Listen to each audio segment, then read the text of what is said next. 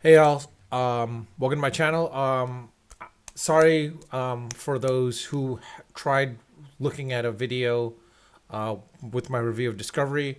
Turns out the volume was not working. The mic wasn't working. I didn't realize that. I posted it up because my volume wasn't working as well too properly. I thought I heard stuff, but it looks like it wasn't. In any case, I honestly don't remember what I said in that video exactly, or parts of the review. I do remember bits and pieces actually, because most of my videos unscripted. So as you can see, like I don't remember much of it. At the time, I do remember right after the show, I just came up and just decided to record what I wanted to record at that time. And two, I don't save the videos because unfortunately, I storage is a concern for me on my machine, and I'm not putting it on the cloud. And the other factor is as well too. Well, there was no video, there was no volume on there, so how am I going to hear what I was talking? I remember what I was talking about. In any case, I do remember parts of to the point where I will say this: right after the show ended, and it was what the hell's going on? Anyways, after the show ended, it was a case where I wasn't happy about it, quite honestly. More so to the point where I realized that I saw what they were trying to do. They were trying to bring in to the effect of all the other shows, and of course, spoiler alert for those haven't seen it. The progenitors, are met at that point essentially, and then of course there's Agent Daniels was in play at that point as well too. For those that are remembering from Star Trek, not Star Trek, but more so Enterprise, the Star Trek version of the Enterprise series. You know about Agent Daniels being in the future and such. And so in this situation, it's another iteration of him. I don't know how that works exactly, considering he died, but then it created a new continuity aspect. But I don't know. Anyways, you saw that he's basically the dude that basically is the one that's creating the red alert, essentially, and such. And that he himself is a red alert. But in any case, it's to the point, like, they're bringing to the point of essentially, what's that called? Deep Space Nine, The Next Generation, and of course, in this case, Enterprise. I don't remember seeing in this season if they ever brought up anything about Voyager, quite honestly, because like it's a little surprising because like usually they try to bring up all of them, even the old Star Trek. For me personally, I'm a huge fan of TNG because I grew up watching TNG over the old one. I mean, I won't deny the old one. Let's not forget that. I won't deny the old one, but the fact is like I'm a huge TNG nerd fan. So if I had to rank, it's TNG, Star Trek, DS9, Voyager, then DS9. And now the situation, Strange New Worlds is actually getting up there because, quite honestly, that's a little bit more better than compared to Discovery. So I'll go with that aspect. But from the perspective of how Discovery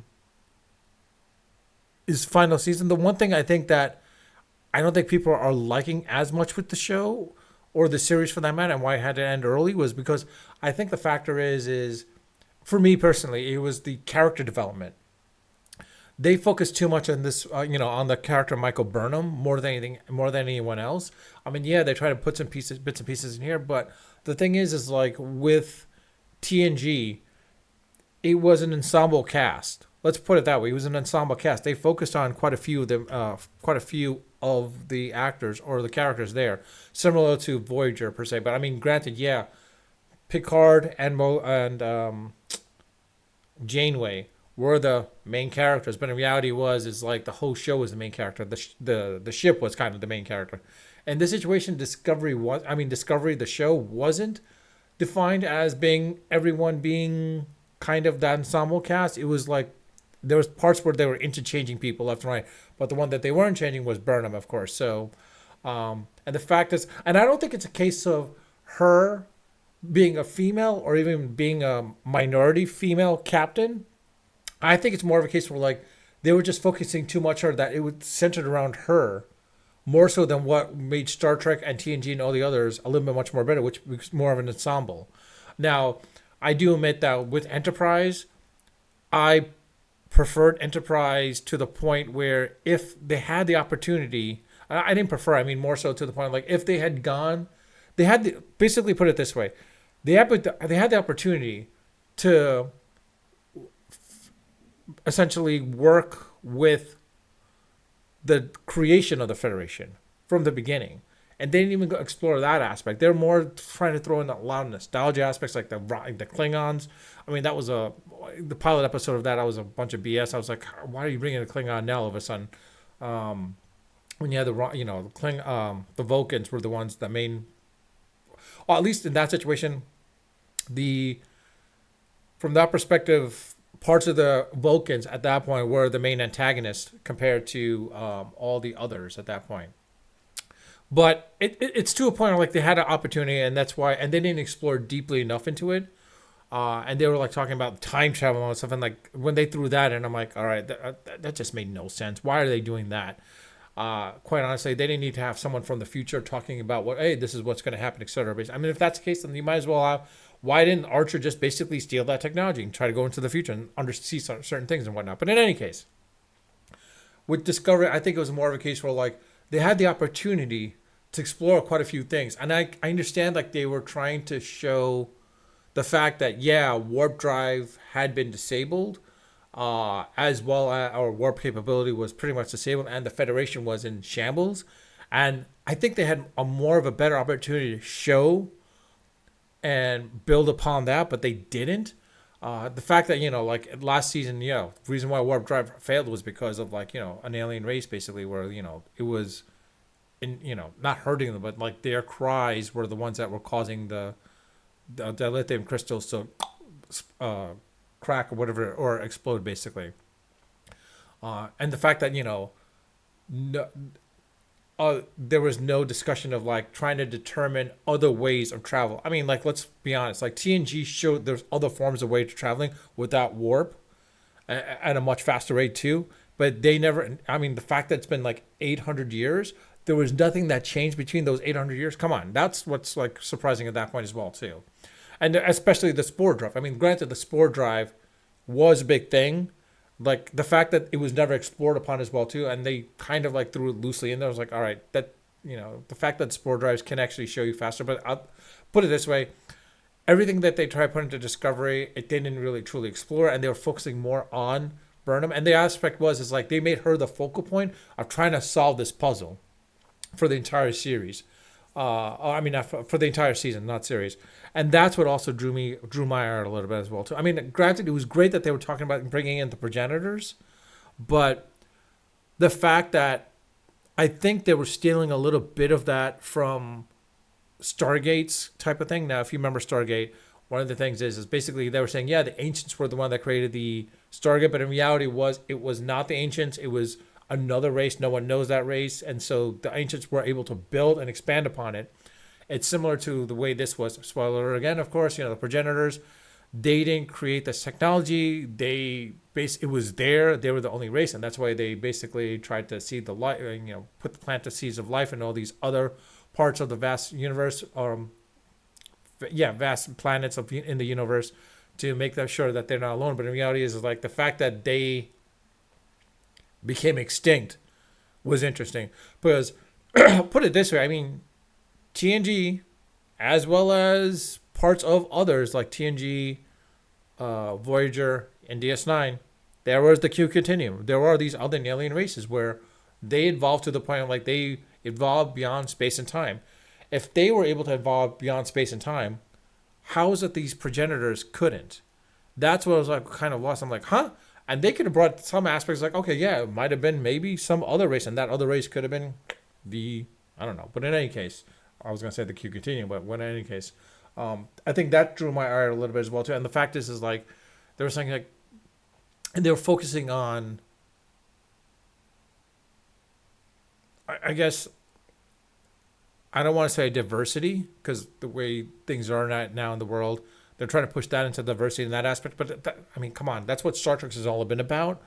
I mean, they didn't have to push that message as much, but they were also trying to push quite a few other things. And like one of the other things is basically wokeness. And I'm like, I think everyone's aware of the wokeness nowadays. You might ask how are they actually trying to show the wokeness? Well, quite honestly, it's more of a case where like, let's be honest. Now you have a former captain, I forgot his name now, that became a number one, basically, the CO, or CXO. And that was one of those things where, it's one of those things I'm like, wait, hold on. If they're under a female captain and such, and like, hey, there's no issues and whatnot. And then, of course, there's the Breen itself. I mean, honestly, it's like surprising the Breen hasn't changed in 800 years. I mean, like 800 years, there's going to be some evolutionary aspect, or not evolutionary aspect, but more advancement in the technology. But it didn't seem like that. And the other thing is, they never talked about the founders, which is kind of weird. I mean, like the fact that they talked about the Kardashians coming in and now being a Federation president. Hey, that's interesting. How would the Breen not be part of that? I mean, honestly, if the Federation was at war with the Kardashians and they became allies, why wouldn't the Federation become allies with the Breen? In 800 years, things would have changed at that point, quite honestly. Similarly, to the point where that aspect of the other races that were out there never discussed at that point as well too. Like again, 800 years into the future, and they don't bring anything back up except for the progenitor aspect of things, and about Picard practically, and that's it. But like it was very loosely based. And the other aspect is like you got the Watchers, well, like Wesley Crusher. I mean, he's supposed to have been like past space and time. I don't know about space at least, where he can travel through space through his mind basically, or however it works. I forgot exactly. But in any case, I think in this situation, that's on. I forgot about the Picard from Paramount as well too. That's really great as well too. I kind of like that more so. So quite honestly, I think between the two of Discovery and Enterprise, between like as far as the last, I would say Discovery is much farther underneath than Enterprise at that point, because at least Enterprise had some aspects where they could play around. Discovery, they didn't play around enough with the character developments or the ensemble cast, and that's where I think it failed at that point, because I think they were focused on one person or one character, and too focused on it that they didn't bother to like focus on all the others at that point. And honestly, the fact is as well too is like some of the characters were being interchanged. So I'm like, you kind of lost track a little bit at that point. I mean, at least you should have had a core group, which they did with Saru and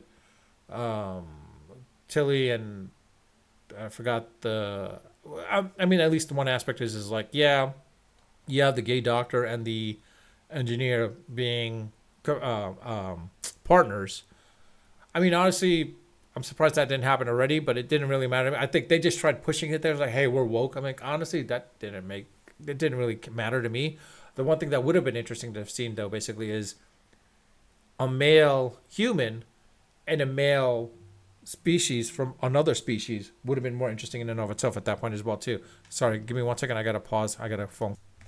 Sorry, I lost track, but basically I was going to say essentially to the point where,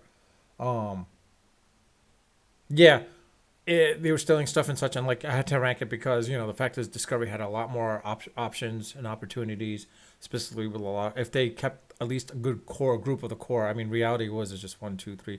I mean, honestly, yeah, I think I was mentioning if there was a male human and a male other species that were partners, that would have been interesting to see as well too. Quite honestly, I think a lot of people would love to have seen that at that point. Quite honestly, because like it's one thing to have like two human males, but it's another to have two different species of the same gender, like being partners at that point as well. That would have been interesting to see at that point as well too. Quite honestly, and that's why I think the Orville kind of was more interesting because of that fact that they put a little bit of comedy in place out there too, but in reality, there's some seriousness too, which is interesting in and of itself.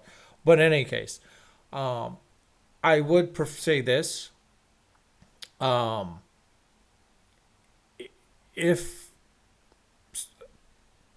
I guess Paramount or the producers of Star Trek shows live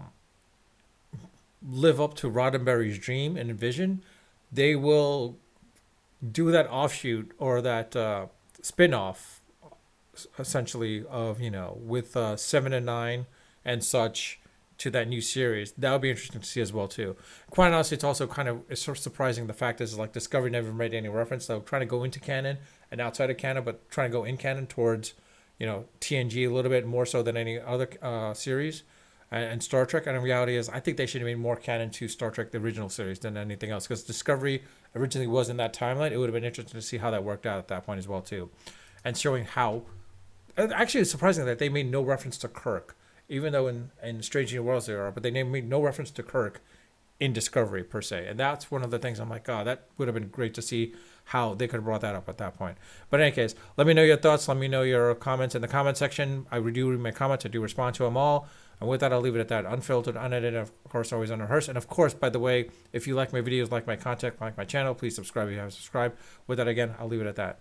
And again, I apologize for the fact that my other video was mute. And unfortunately, I don't remember much of what I said in that one. So I do apologize for that.